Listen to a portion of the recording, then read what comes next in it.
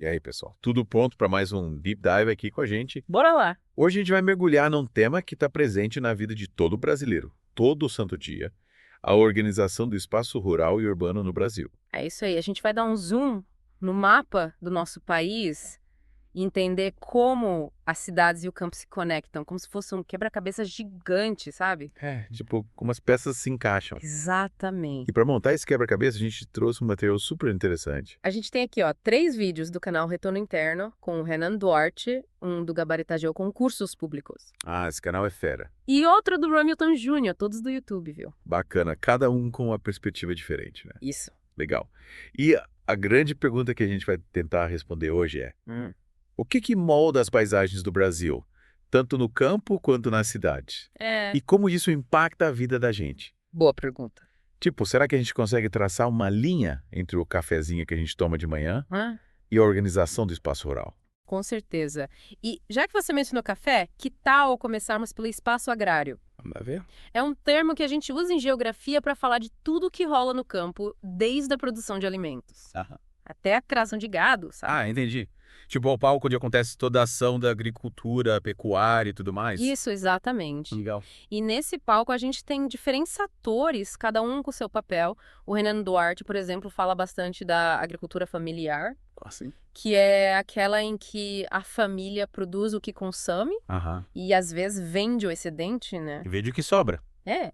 É comum em regiões menos desenvolvidas e você pode se surpreender. É. Mas ainda tem um papel importante na segurança alimentar de muitos brasileiros. É verdade, a gente tende a pensar só nas grandes fazendas, né? Pois é. Mas a agricultura familiar é a base da alimentação de muita gente. Sim.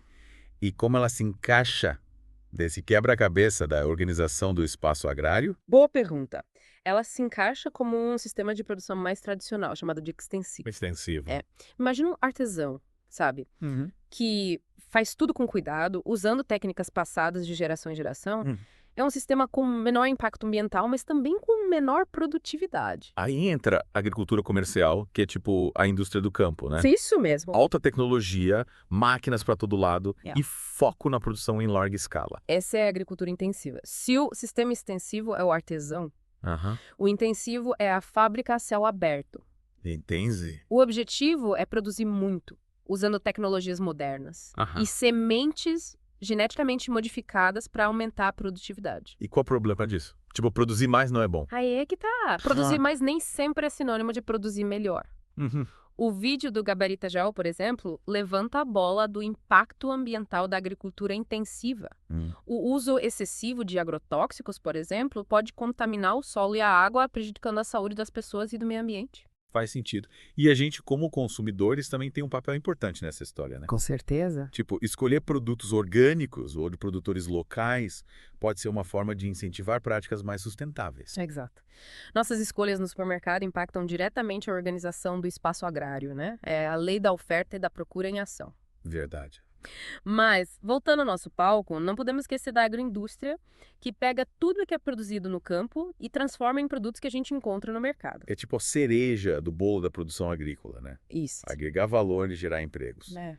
E aí, para fechar esse lado rural do nosso mapa, temos a pecuária, que é a criação de animais para consumo, Exatamente. certo?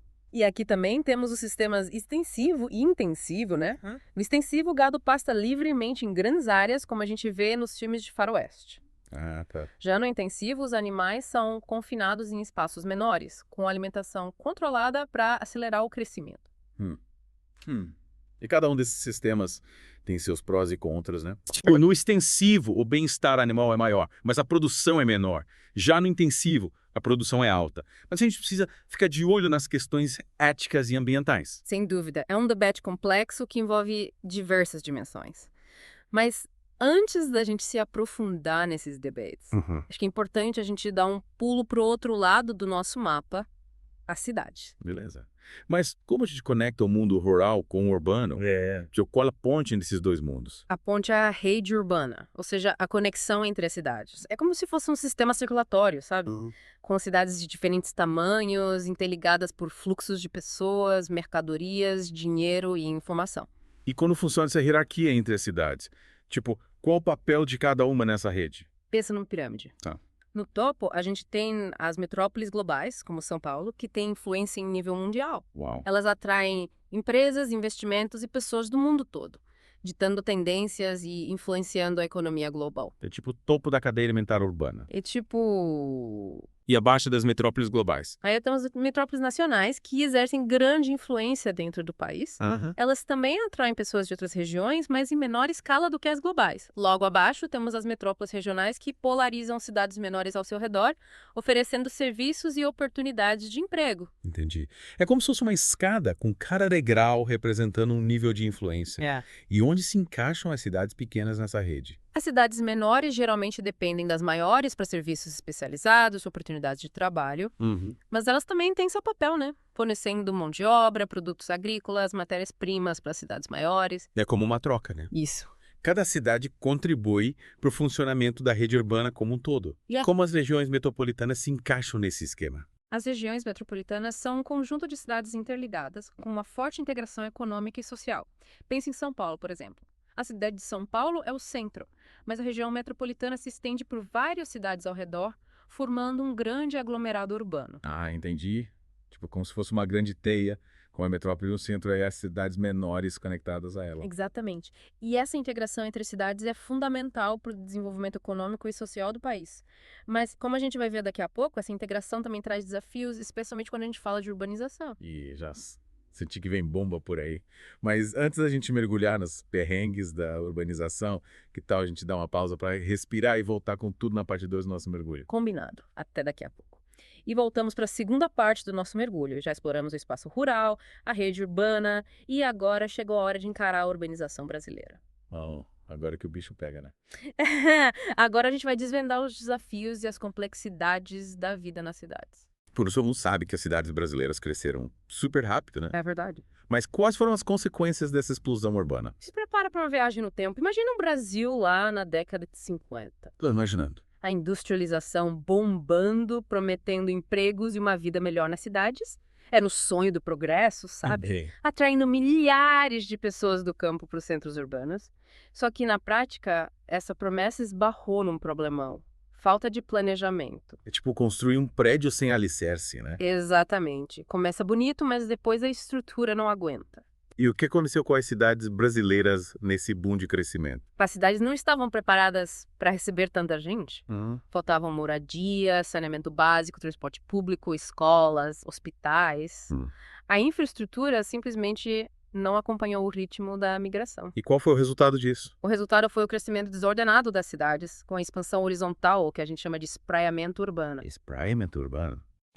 As pessoas buscando moradia ocuparam áreas irregulares sem infraestrutura básica. E aí surgiram as favelas, os loteamentos clandestinos, a periferia crescendo sem planejamento. É tipo a cidade com dois lados. É um lado planejado, com ruas arborizadas, praças bonitas, serviços de qualidade, e outro lado completamente negligenciado, onde as pessoas lutam para ter o mínimo de dignidade. Exatamente.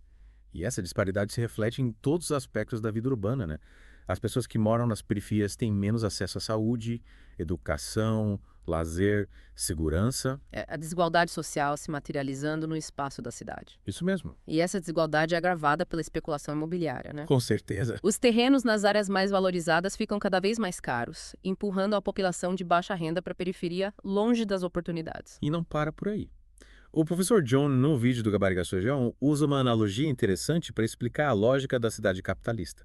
Que analogia? Ele compara a cidade a uma grande mercadoria, um produto para ser consumido por quem pode pagar. Nossa, que pesado. Quer dizer que a cidade, que deveria ser um espaço de convivência, de oportunidades para todos, acaba se tornando um privilégio para poucos. Infelizmente, essa é a realidade em muitas cidades brasileiras. Mas calma, não vamos jogar a toalha. Ainda bem. Existem iniciativas que buscam romper com essa lógica excludente, sabe? Sim. E construir cidades mais justas e sustentáveis. Ah, que bom. Que tipo de iniciativas? Conta mais. Existem projetos de urbanismo social que focam na melhoria da qualidade de vida nas periferias. Legal. Com a construção de moradias populares, implantação de equipamentos públicos de qualidade e regularização fundiária. E como esses projetos impactam a vida das pessoas, na prática? Imagina uma comunidade que vivia em barracos de madeira, sem saneamento básico, sem acesso à saúde e educação. Imaginando? Com a chegada de um projeto de urbanismo social, essa comunidade ganha casas de alvenaria, água encanada Esgoto tratado, postos de saúde, escolas, áreas de lazer. Nossa, que diferença. É como se essas pessoas finalmente pudessem exercer seu direito à cidade, né? Exatamente, ter acesso a moradia digna, saúde, educação, cultura, transporte público de qualidade. Isso tudo faz parte do direito à cidade. Verdade. E é por isso que a luta por cidades mais justas e inclusivas é tão importante. Falando em transporte público, a gente não pode esquecer do caos que é a mobilidade urbana nas grandes cidades brasileiras, né? É verdade. Horas perdidas no trânsito, ônibus lotados, falta de segurança. É um sufoco. A falta de investimento em transporte público de qualidade é um dos grandes gargalos das cidades brasileiras.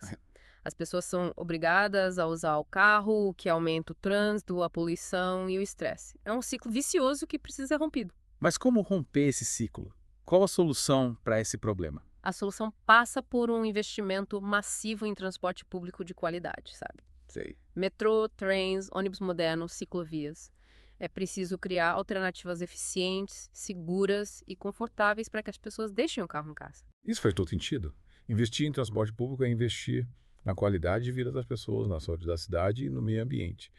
Mas será que só o transporte público resolve o problema da mobilidade urbana? Não, não é só isso. É preciso pensar a cidade de forma integrada, com espaços públicos de qualidade, áreas verdes, ciclovias, calçadas acessíveis. Claro. Criar uma cidade que seja amigável para as pessoas e não para os carros. É verdade. Uma cidade onde as pessoas possam se locomover a pé, de bicicleta, sem medo de serem atropeladas, com áreas verdes para relaxar, se conectar com a natureza. Isso que é a qualidade de vida. Exatamente. É preciso resgatar o espaço público como um lugar de convivência, de encontro, de lazer. Afinal, a cidade é feita de pessoas e não de carros. E como a gente conecta essa discussão da mobilidade urbana com o que a gente viu sobre o espaço rural? Qual a relação entre esses dois mundos? A relação é mais profunda do que a gente imagina. Lembra que falamos do êxodo rural? Sim, lembra. A migração em massa do campo para a cidade. Pois é, essa migração teve um impacto enorme na urbanização brasileira, contribuindo para o crescimento desordenado das cidades e para os problemas de moradia, transporte e infraestrutura que a gente enfrenta hoje. Caramba, é verdade. É como se os problemas do campo tivessem se transferido para a cidade, né? Em certo sentido, sim. A falta de oportunidades no campo, a concentração de terras nas mãos de poucos, a exploração do trabalho rural, tudo isso contribuiu para o êxodo rural e para os desafios da urbanização. Mas será que não tem como reverter esse processo? Tipo, criar condições para que as pessoas possam viver e trabalhar no campo com dignidade, sem precisar migrar para a cidade? Com certeza. E é aí que entra a importância de valorizarmos a agricultura familiar, de investirmos em políticas públicas que fortaleçam o pequeno produtor rural, de promovermos o desenvolvimento sustentável no campo. É como se a gente precisasse reequilibrar a balança, né? Dar mais atenção ao campo, criar oportunidades para que as pessoas não sejam forçadas a migrar para a cidade em busca de uma vida melhor. Exatamente. E essa mudança de perspectiva impacta diretamente a organização do espaço, tanto no campo quanto na cidade. Afinal, um campo forte e produtivo significa menos pressão sobre as cidades, menos problemas de moradia, transporte e infraestrutura. É um ciclo virtuoso que beneficia a todos. Nossa, essa conversa me fez perceber como tudo está interligado, né? É verdade. O que acontece no campo impacta a cidade e vice-versa. É como se a gente estivesse olhando para um grande mapa onde cada peça se encaixa e influencia o todo. E essa visão de conjunto é fundamental para a gente pensar em soluções mais justas, eficientes e sustentáveis para os desafios que o Brasil enfrenta. Mas, antes de mergulharmos de cabeça nas soluções, que tal a gente dar uma pausa para respirar e voltar com tudo na parte final do nosso mergulho? Combinado. Já estou curioso para saber quais as armas secretas que a gente tem para transformar essa realidade. Até daqui a pouco. E cá estamos nós de volta para a última parte do nosso mergulho. Exploramos os desafios do espaço rural e urbano do Brasil, mas agora a pergunta que não quer calar. O que a gente pode fazer para mudar essa realidade? Quais as armas secretas para um futuro mais justo e sustentável? A boa notícia é que as armas secretas já estão por aí. E a melhor parte, elas não exigem superpoderes tão acessíveis a todos nós. Em vez de esperar por soluções mágicas, a gente pode começar com pequenas ações que, juntas, viram um tsunami de mudança. Adorei a analogia do tsunami. Mas, sendo mais específica, onde a gente encontra essas armas secretas em ação? Lembra que a gente falou dos projetos de urbanismo social? Eles são um ótimo exemplo. Revitalizar espaços públicos, criar áreas verdes, garantir moradia digna, melhorar a infraestrutura das periferias, sabe? São iniciativas que já estão rolando em várias cidades do Brasil e que fazem uma diferença enorme na vida das pessoas. Esses projetos mostram que dá para construir uma cidade mais justa, né, onde todos têm acesso a oportunidades, independente do CEP. E no campo, quais as armas secretas para fortalecer a agricultura familiar?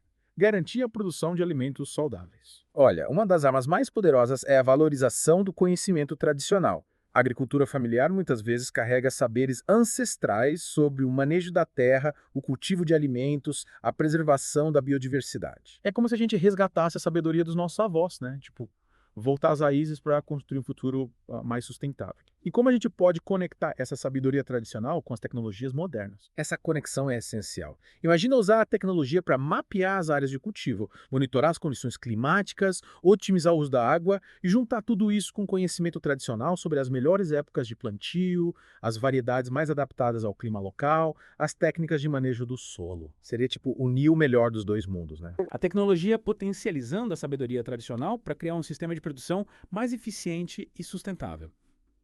E o que a gente, como consumidores, pode fazer para contribuir para essa mudança? Aí entra o poder da nossa escolha. Optar por produtos da agricultura familiar, de preferência orgânicos ou agroecológicos, é uma forma de fortalecer esse sistema de produção e incentivar práticas mais sustentáveis. É como se a gente votasse com o nosso carrinho de compras, né? Exatamente. Escolhendo produtos que valorizem o trabalho do pequeno produtor, a preservação do meio ambiente e a nossa saúde. Falando em saúde, como a gente garante o acesso a alimentos saudáveis para toda a população, especialmente para as famílias de baixa renda? Essa é uma questão crucial.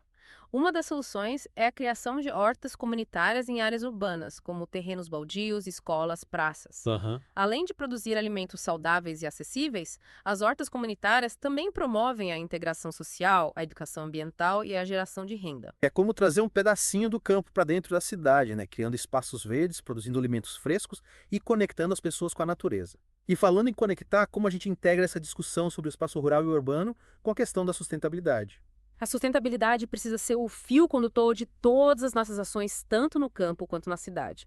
A gente precisa repensar os nossos padrões de consumo, reduzir o desperdício, buscar alternativas de energia limpa, investir em transporte público de qualidade, preservar as áreas verdes. É como se a gente estivesse construindo um grande quebra-cabeça, né? Cada peça, cada ação contribui para formar a imagem de um futuro mais justo, equilibrado, sustentável. E que imagem linda a gente está criando juntos. Exatamente.